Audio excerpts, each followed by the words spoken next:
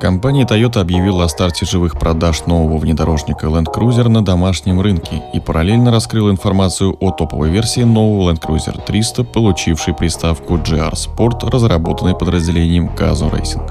Она будет предлагаться с теми же двигателями, что и стандартные внедорожники, но получила серьезно доработанную подвеску и иную внешность. Напомню, что подразделение Gazoo Racing – это экстремальные спортивные модели. С аббревиатурой GR выпускаются серьезные спортивные модели. GR Sport – это спортивные модели начального уровня, а GR Pads означает наличие дополнительных деталей. При разработке спортивного внедорожника начального уровня инженеры учитывали мнение дакаровских пилотов. Под капотом внедорожника используется бензиновый мотор на 415 лошадиных сил, а также появится дизельная модификация Land Cruiser GR Sports с 299-сильным агрегатом.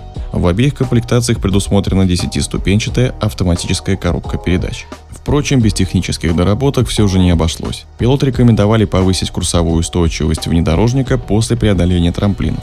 Ради этого Land Cruiser GR Sport изменили точки крепления амортизаторов, а передние и задние стабилизаторы сделали электронно управляемыми.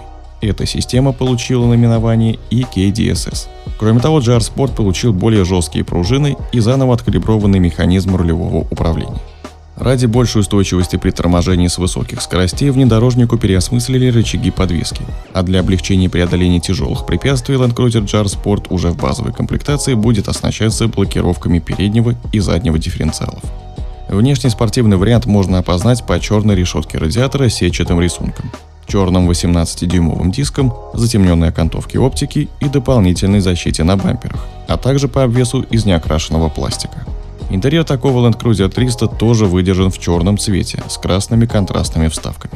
Плюс установлены кресла с более развитой боковой поддержкой, а на подголовниках вышит логотип GR. Помимо прочего, Toyota объявила о планах вернуть Land Cruiser на трассу Дакара. К 2023 году на базе модификации GR Sport построят спортивную версию внедорожника, способную выдержать тяготы знаменитого ралли-марафона. У российских дилеров Toyota Land Cruiser 300 GR Sport был замечен еще в июле, но серьезных доработок по части техники вряд ли стоит ожидать. У нас машины линейки GR Sport выделяются в основном визуально.